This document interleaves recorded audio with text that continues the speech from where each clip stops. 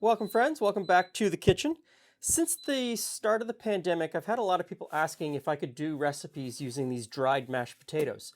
And this isn't something that I use often or regularly now, but in the past, this is something that I used all the time. There was a time way back when Julie and I were in university that we worked in Northern Ontario for pulp and paper companies. And we would spend the summer out in the bush at the far end of the road, far away from everyone. And we would spend 4, 5 months of the year living in a tent, going from spot to spot to spot. And we were checking cutovers to make sure that the trees that had been planted were doing okay. 4 or 5 months in a tent, you'd only get to town maybe every 2 weeks. And when you got to town, you would have to buy everything that you needed to eat for 2 weeks out in the bush. And we didn't have refrigeration. We didn't have an oven. We would just have a camp stove or a campfire. And so a lot of what we would make had to come from a box. It had to be dried. It had to be shelf stable. Or some stuff we could freeze and freeze hard. Or we would ask the grocery store to freeze and freeze hard for us so that we could take it and keep it for 2 or 3 days out in the bush before we had to eat it. And so this is a dish that worked out reasonably well because you can wax eggs and keep them for a long time at room temperature. And bacon is something that if you buy the right kind of salt pork, it keeps at room temperature as well. So in this pan, I've got some bacon, and I just want to fry it off until it's crisp, render out the fat. In this bowl, I have put the dried mashed potatoes. And to that, I'm going to add, this is all dried stuff. I have garlic powder, I have onion powder, dried onion powder, salt, and thyme. And I'm just going to mix that together. And so you're probably asking yourself, what does this guy living in a tent for 4 months have to do with the current pandemic? And really what it comes down to is most of what's in this is shelf stable. It's relatively easy to keep in your pantry. Dried herbs, dried spices, dried potatoes. Bacon keeps really well in your freezer. The only oddballs here are the eggs and the cheese. And again, eggs will keep in your fridge for quite some time. And if you wax them, they will keep almost forever. Cheese, bit of a wild card. I know that my grandparents, cheddar cheese sat on their dining room table. It never went into the fridge. They'd buy it and it would stay out on the counter until they had completely eaten it. Now once I've got the water mixed in, I'm just going to take a little bit of the bacon grease and put that in as well.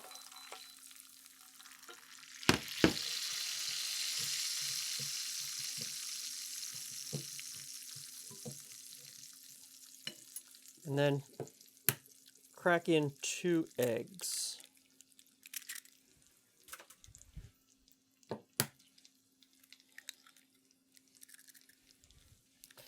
And then mix the eggs and get them mixed in completely with the rest of the potatoes. Once the egg is mixed in, I'm going to grate this cheddar. You could use any cheese that you want. I kind of really like cheddar, but if you want something that is a little bit tangier, go right ahead. Or even something that is meltier, like mozzarella, would work perfectly too. So while I'm making this, I don't remember exactly where this recipe came from, but I'm 100% positive that at some point in the late 1980s, this recipe was probably on the box. Probably on the box. And it's kind of funny because I read a study recently where people had asked about family deathbed confessions about, super secret recipes that a family member has. And in almost every case, the super secret family recipe came from the side of a box, either the container that the chocolate chips came in or, something like that. And people were so relieved that they could finally tell their family members that they hadn't come up with the recipe. There's nothing super secret about it. It's just on the box, which I thought was a very interesting study. A lot of people have those secret family recipes. Now, once the cheese is mixed in, I am going to put about half of this bacon and a little bit more of the bacon grease in. I'm going to save some of the bacon to dress onto the top of the casserole dish. And I am going to cook this in the oven. Out in the bush, we would have cooked that in a cast iron pan on the side of a fire with a little bit of a cover over it. Just because you do what you've got to do. And I think now with the pandemic, we're sort of in the same space. Do what you got to do. Make some decent food. Stay positive. Okay, that's looking pretty good. Now, oh, black pepper. Almost forgot. How could I forget the pepper?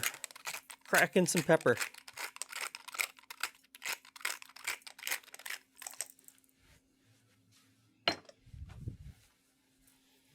One last stir. And into a casserole dish.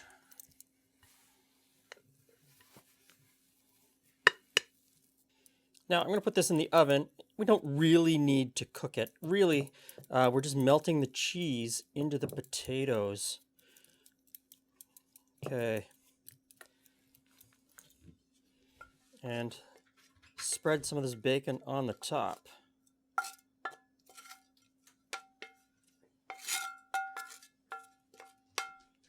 Okay, so I'm going to put just a little bit of pepper on top, just for good measure, because I don't know that I got enough.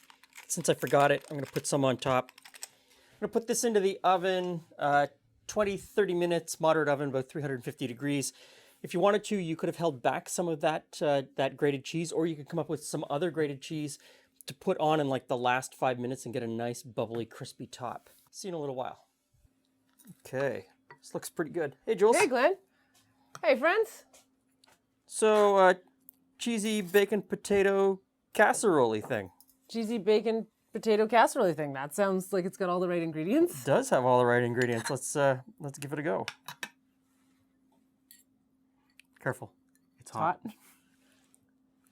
So that tastes pretty good. It's got a very standard consistency though. Like, how'd you make it so that it's not lumpy? It is the dry potatoes. Okay. It's dry potato flakes. Okay. And other than that little bit of different consistency to a regular mashed potato, Yeah. you'd never know. I was like, there's no, yeah. You haven't. Now, that being said, that's because we don't beat the crap out of our potatoes. We don't. So I know a lot of people really whip their potatoes like with a hand mixer, or I pretty much just crush them with a fork, and that's mashed potatoes to me. Yeah. So I think this is really good. I like the flavors in this. I mean, you did put bacon Yeah. and cheese in it. I mean, you can kind of make almost everything great with some bacon and cheese. And so, I mean, really, dry potato flakes, dry spices, dry garlic, dry onion. Bacon is something that you can keep in the freezer. All of these things are staples that you can keep in your house for an extended period of time if you can't get out to the store and you're worried about having something in your house, because who knows what's happening out there. There's a dumpster fire happening out there. There are moments. And Yeah. I will say, it's certainly a staple when I go camping and canoeing. Mm-hmm. So. I have a friend who actually really looks forward to canoeing because we get to eat. Because you get to eat this These like potatoes. This. Yeah. I see nothing wrong with this. What made you think there'd be something wrong with it? Well, no, there isn't anything wrong with it, but I know that food people poo-poo the idea of dry potato flakes. But there is so much that you can do with them. And really, it's just freeze-dried potato, Yeah. It's not.